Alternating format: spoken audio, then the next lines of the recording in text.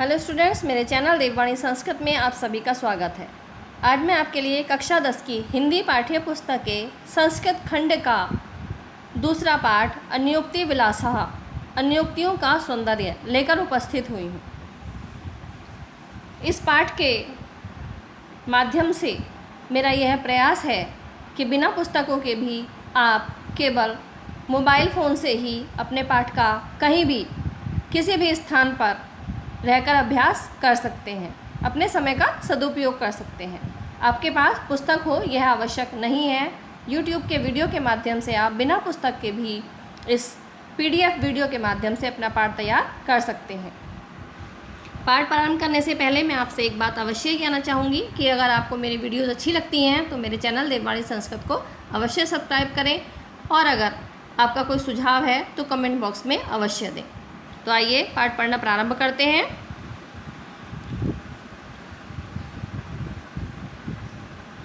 द्वितीय पाठः, दूसरा पाठ अन्योक्ति विलासः। संधि हो जाएगी अन्य धन उक्ति विलास है। अन्य यानी दूसरों के लिए, उक्ति यानी बात कहना, विलास है सौंदर्य, अर्थात दूसरों का को माध्यम बनाकर, दूसरी वस्तुओं को या व्यक्तियों को माध्यम बनाकर जब कोई बात की जाती है तो वह अन्योक्ति कही जाती है। आइए पाठ पढ़ना प्रारंभ करते हैं। पहली अन्योक्ति है, इसमें कुएं के माध्यम से लेखक अपने अवगुणों पर दुखी न होने और दूसरे के गुणों को ग्रहण करना ही श्रेष्ठ है, यह बता रहा है कि हमें अपने अवगुणों को देखकर दुखी नहीं होना चाहिए, बल्कि हमारा सदैव यह प्रयास रहना चाहिए कि हम दूसरों के जो अच्छे गुण हैं वह अपने अंदर ग्रहण करें। नितराम नीचो अस्मति त्वत्खेदं कूप कदापि मा कृतः अत्यंत सरस हृदयो यत परेशान गुणग्रहितासी। नितराम यानी अत्यधिक, नीचो नीच अस्म इति, संधि हो जाएगी नीच है अस्मः अस्मि इति।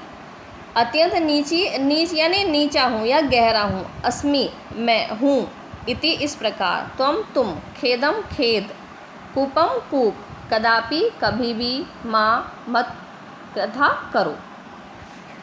अर्थात कूपहा हे कूप, अहम नितराम नीचो अस्मि इति कि मैं अत्यधिक नीचा हूँ, कदापि माँ कथा खेदम इस प्रकार से तुम खेद कभी मत करो, अर्थात कभी भी यह सोचकर दुखी मत हो कि मैं इतना नीचा हूँ अथवा इतना गहरा हूँ।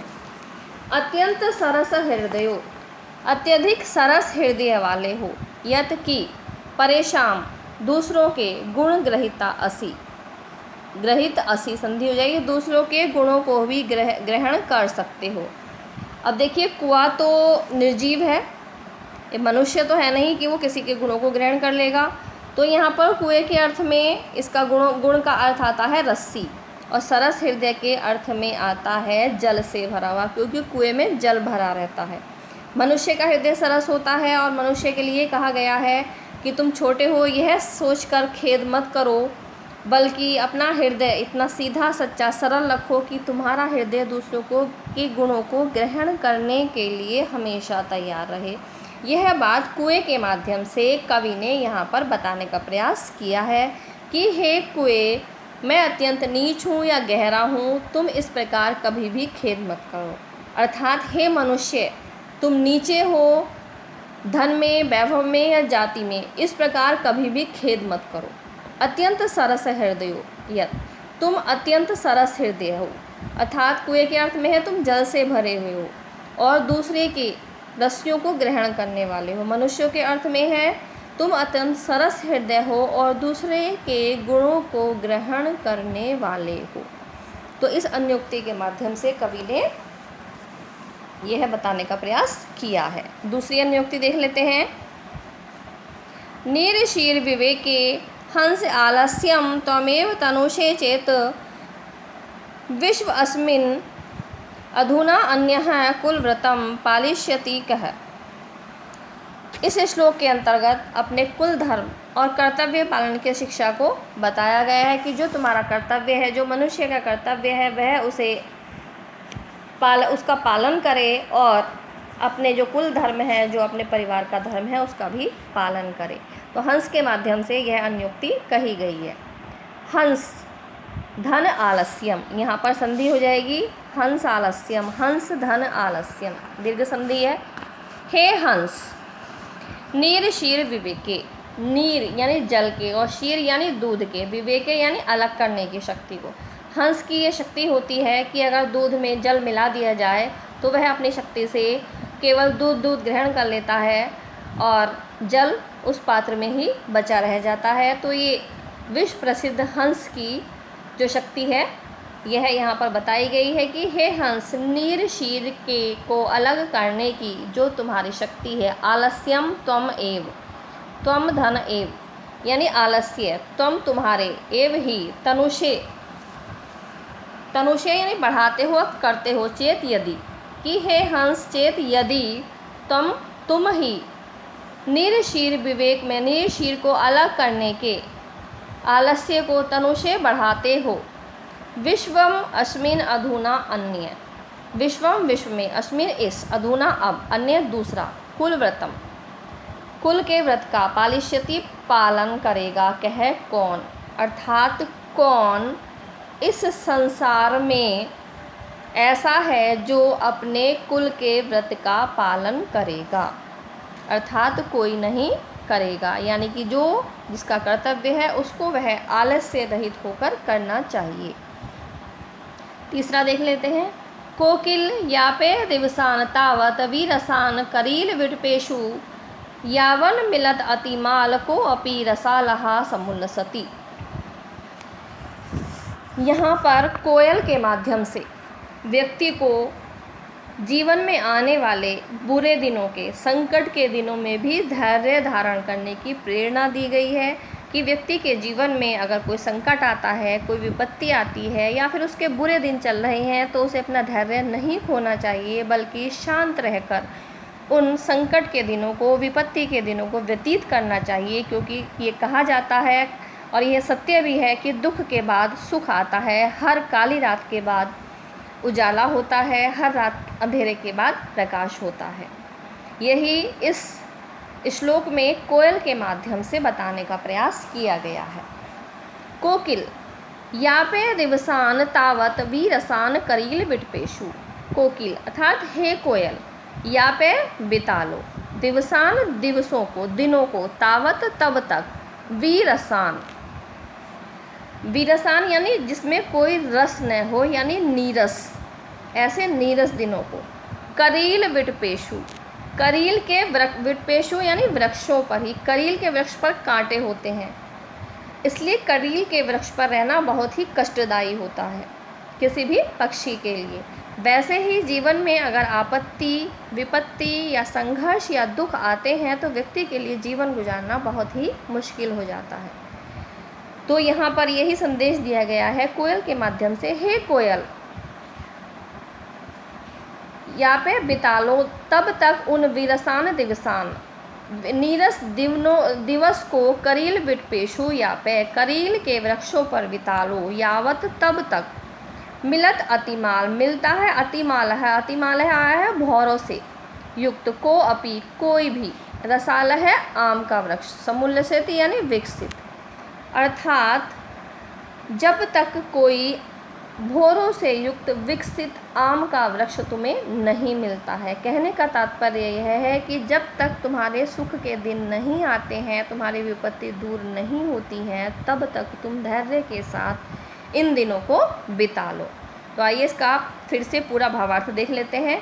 हे कोयल, जब तक, लास्ट लाइन का जो सेकंड लाइन है इसका अर्थ पहले लगेगा, हे कोयल यावत तब तक, जब तक, अतिमालहा भौरों से युक्त, कोई, रसालहा समुल्लसति यानी कि विकसित आम का वृक्ष नहीं मिल जाता है, या तावत तब तक, यापे वीरसान दिवसारान करील विटपेशु, करील के वृक्षों पर ही अब तक अपने दिन को बिताओ, अर्थात जब तक अच्छे दिन नहीं आए व्यक्ति को बुरे दिन किसी भी प्रकार से धैर्य धारण करके व्यतीत कर लेने चाहिए। आगे का श्लोक देखते हैं। रे रे चातक सावधान मनसा मित्र क्षणं श्रूयताम् अम्बोधा बहवो वसन्ति गगने सर्वे अपि न तादृशः केचित् वृष्टिभिः आर्दयन्ति वसुधां गर्जन्ति केचित् वृथाः यं यं पश्यति तस्य तस्य पुरतो मा ब्रूहि दीनं वचः। यहाँ पर चातक के माध्यम से कवि ने अपना संदेश दिया है। यह श्लोक मैं आपको बता दूं कि प्रसिद्ध कवि भर्तृहरि के द्वारा लिखित नीति शतक से लिया गया है। इसमें चातक के पपीहे के माध्यम से यह बताया गया है कि हमें किसी के भी सामने दीन वचन बोलकर याचना नहीं करनी चाहिए, क्योंकि कुछ व्यक्ति ऐसे हैं कि हमारी बात को सुनकर हवा में उड़ा देते हैं। कुछ सुनते हैं लेकिन उन पर कोई असर नहीं होता है, और जो हमारी सहायता करने वाले होते हैं उन्हें हमें कुछ भी कहने की आवश्यकता नहीं होती है। तो यहाँ पर पपीहे और बादलों के माध्यम से कवि यही संदेश देना चाहते हैं कि हमें हर किसी के सामने अपनी परेशानी नहीं बतानी चाहिए। तो आइए इसका अर्थ देख लेते हैं। रे रे चातक, हे मित्र चातक, सावधान मनसा मित्र। रे रे चातक मित्र, हे मित्र चातक, सावधान मनसा, सावधान मन से, क्षणम एक क्षण के लिए, श्रूयताम सुनो। हे मित्र चातक, सावधान मन से एक क्षण के लिए सुनो।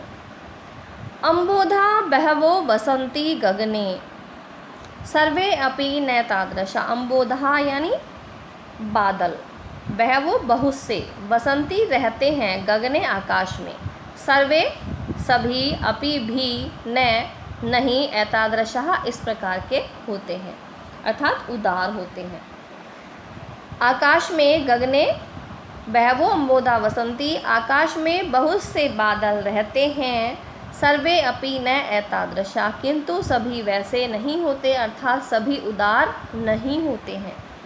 केचित् वृष्टि भी आर्दयन्ति वसुधा, केचित् यानी कुछ तो, वृष्टि भी यानी वर्षा से, आर्दयन्ति गीला कर देते हैं, वसुधाम पृथ्वी को, कुछ तो वर्षा करके, वर्षा के जल से पृथ्वी को गीला कर देते हैं। केचित् वृथा गर्जन्ति, केचित् यानी कुछ, वृथा में यानी व्यर्थ में ही, गर्जन्ति गरजते हैं, अर्थात कुछ बादल ऐसे होते हैं जो कि बिना गरजे ही पृथ्वी को बारिश से, वर्षा के जल से गीला कर देते हैं। लेकिन कुछ ऐसे होते हैं जो केवल गरज कर ही चले जाते हैं, एक बूंद पानी की नहीं बरसाते हैं। यम यम पश्यसि तस्य तस्य पुरतो, यम यम यानी जिस जिसको, पश्यसि देखते हो, तुम जिस जिसको देखते हो, तस्य तस्य उसके, पुरतो सामने, माँ मत ब्रूहि बोलो, दीनम वच है दीन वचनों को, अर्थात तुम जिस जिसको देखते हो उसके सामने दीन वचन मत बोलो। कहने का तात्पर्य यह है कि प्रत्येक से मांगना उचित नहीं है, क्योंकि प्रत्येक व्यक्ति दानी नहीं होता है। इसलिए कहा गया है कि जो गरजते हैं वो बरसते नहीं, और जो बरसते हैं वो गरजते नहीं, अर्थात जो कहते हैं वह मनुष्य की सहायता नहीं भी करें, लेकिन जो बिना कहे सहायता कर देते हैं, सच्चे हित